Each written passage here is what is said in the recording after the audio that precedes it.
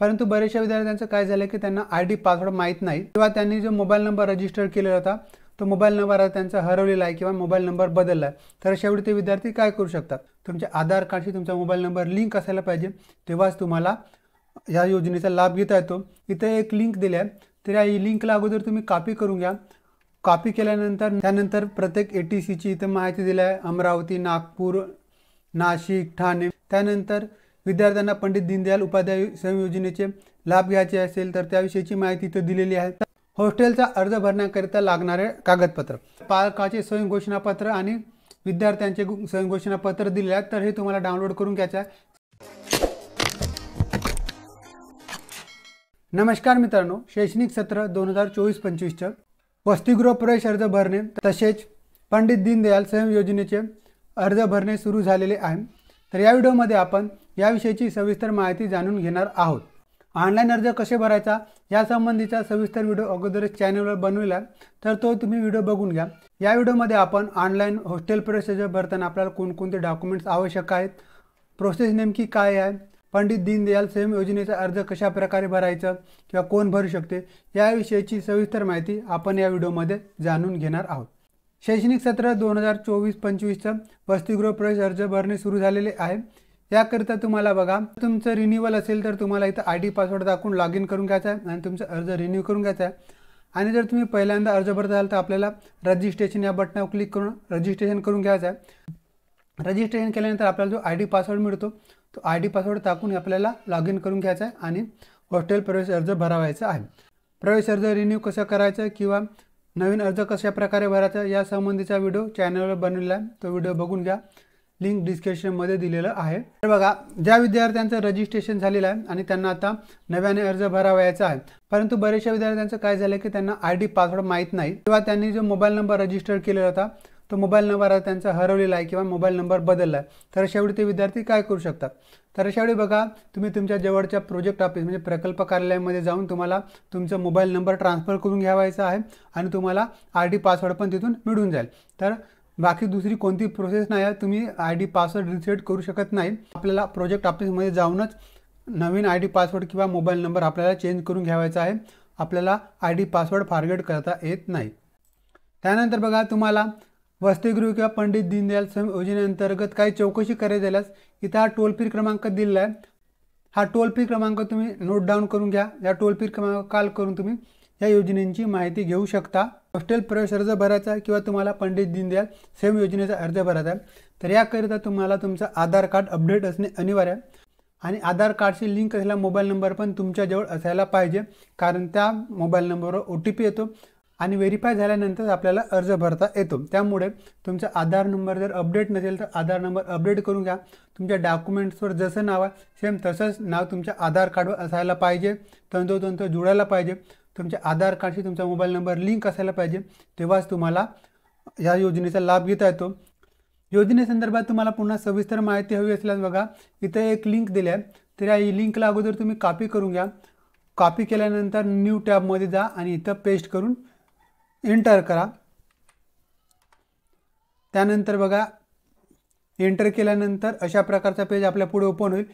यामध्ये बघा, शैक्षणिक सत्र 2024-25 वसतिगृहामध्ये रिक्त जागा दिलेल्या आहेत। त्यानंतर प्रत्येक ATCची इथं माहिती दिली आहे, अमरावती, नागपूर, नाशिक, ठाणे। तर ह्या ATCची इथं माहिती दिली आहे। तुम्हाला ज्या ATCची माहिती पाहिजे तुम्ही त्याच्यावर क्लिक करून ती माहिती घेऊ शकता।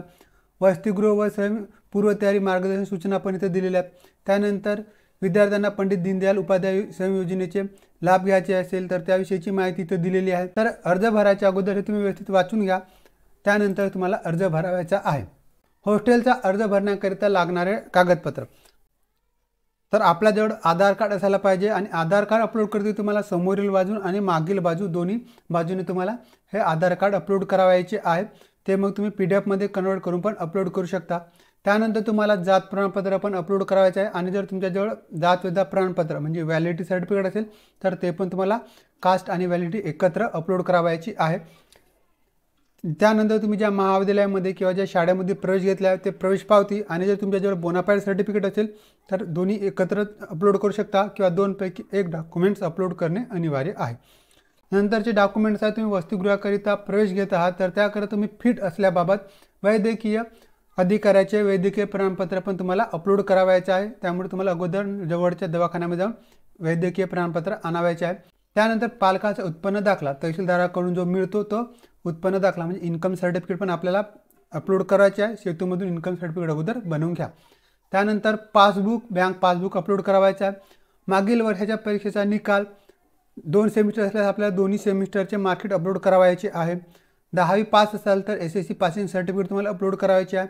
12वी पास असाल तर 12वीची सर्टिफिकेट तुम्हाला अपलोड करावायची आहे आणि SSCची पण अपलोड करावायची आहे। त्यानंतर तुम्ही या अगोदर ज्या शाळेत शिकले ते TC पण तुम्हाला अपलोड करावायची आहे। जर तुमच्या ओरिजिनल TC नसेल ॲडमिशन झाल्यामुळे तर तुम्ही ते झेरॉक्स आहे ते झेरॉक्सला त्या कॉलेजच्या प्राचार्याने अटेस्टेड करून आणा आणि नंतर ते अपलोड करावायची आहे। ॲडमिशन करायच्या अगोदर तुम्ही सर्व डॉक्युमेंट्स स्कॅन करून ठेवा आणि त्यानंतर ॲडमिशन करा, कारण तुमच्याजवळ जे ओरिजिनल डॉक्युमेंट्स असतील तर तुम्हाला मग कोणत्या प्रकारचे अर्ज भरण्यास अडचण जाणार नाही।